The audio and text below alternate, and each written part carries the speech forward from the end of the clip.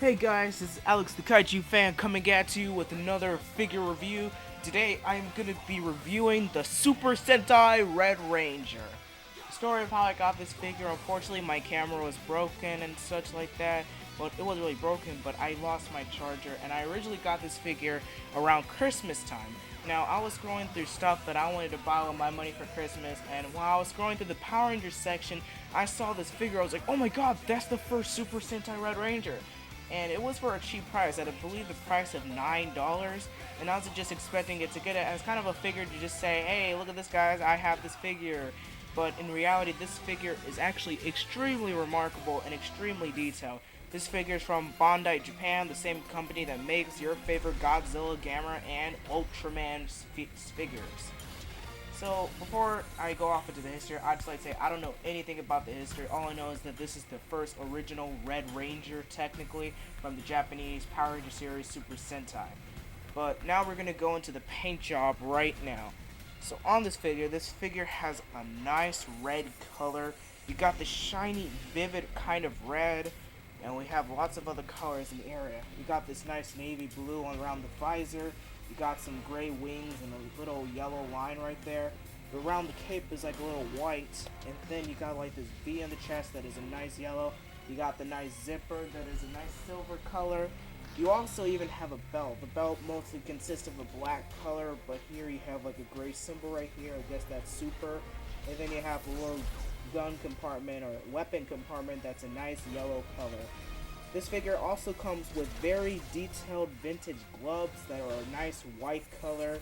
The boots are also white, and you got a little strap around the red that is also painted with the same yellow color as the compartment.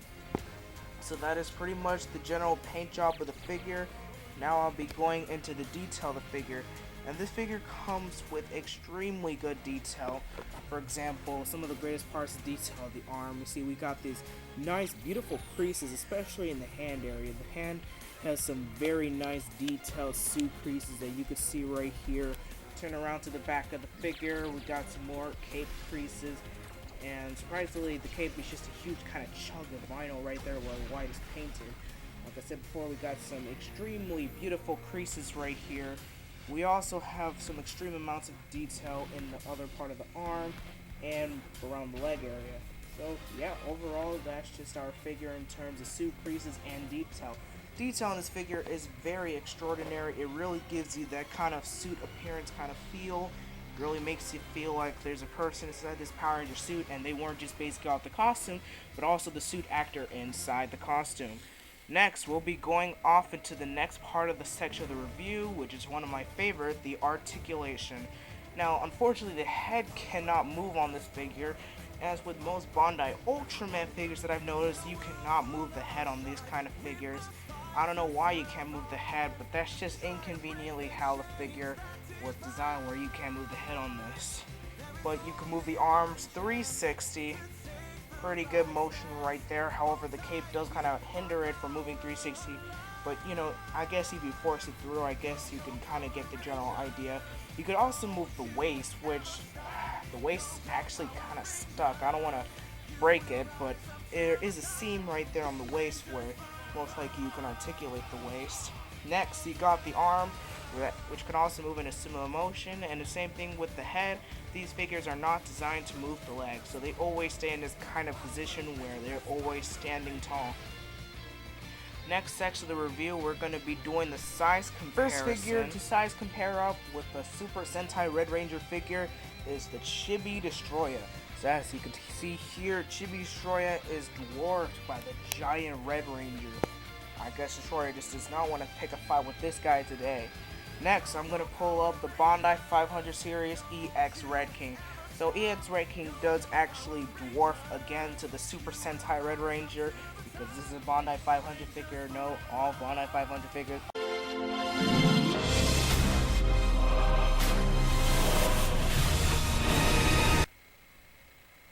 Small! Anyway, next part, next figure.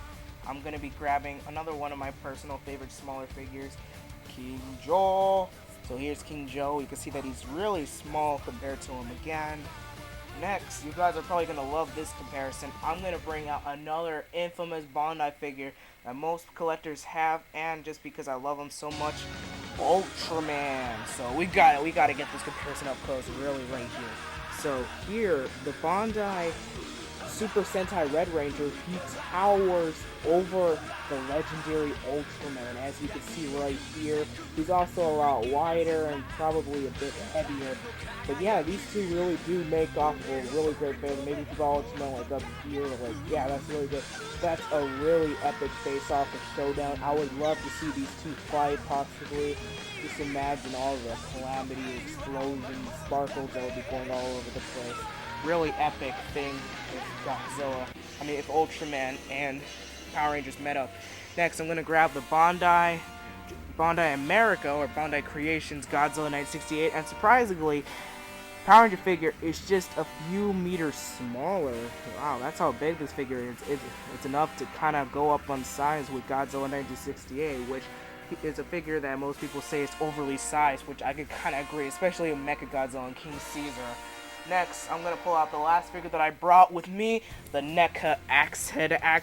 Actually, again, because of his head structure, that's the only reason why Axe Head is bigger than the Super Sentai Red Ranger. So, there you go. Hopefully that gives you a good idea in terms of size comparison in case you may want to purchase this figure. Next area part of the review, I'm going to be showing you accessories. So the figure doesn't really come with accessories, but it does come with nice tags. And I got this really epic looking Super Sentai Red Ranger tag. Comes with everything you need to know on the back, which you can't read Japanese. But here we got the weapon that he's holding. I never actually watched the original Power Ranger series. So pretty cool. And then I also got this thing. I haven't even opened it yet, but I guess this is just an exclusive collector card.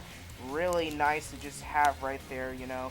So yeah, I got 2 tags out of this figure. Really nice deal for those 2 tags. I'm really amazed that this figure even came with the 2 tags. So yeah. So, should you buy this figure now? Should you potentially pass it up? Or should you just not buy it at all?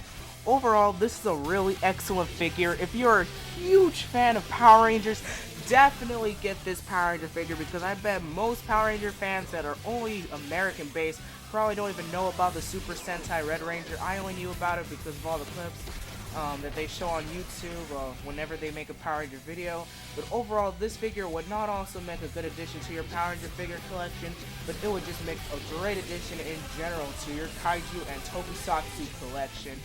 You have the original Red Ranger, and just look how great he stands with the original Ultraman. You know, both defenders and heroes of Japan. This crossover needs to happen. Ultraman and Kamen Rider already happened. Then how come an Ultraman and Power Ranger crossover cannot happen? So yeah, overall, I give this figure a 9 out of 10. Just a beautifully executed figure.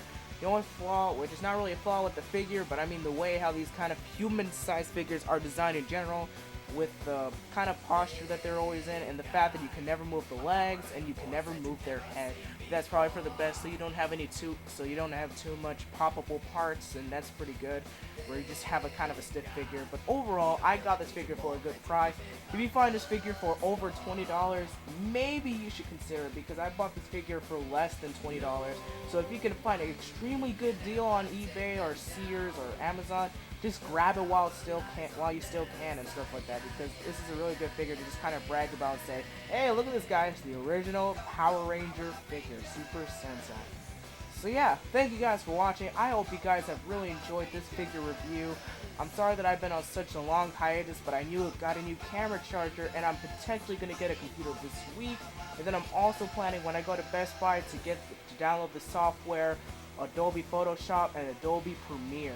And I'm also working on Ultra Kaiju Brawl Episode 3. I'm almost done, but I just need about 3 more voice actors to just kind of volunteer. So if you want to be a voice actor in my movie, please just volunteer, because I want to get that episode out as quickly as possible and basically get back to being active on YouTube.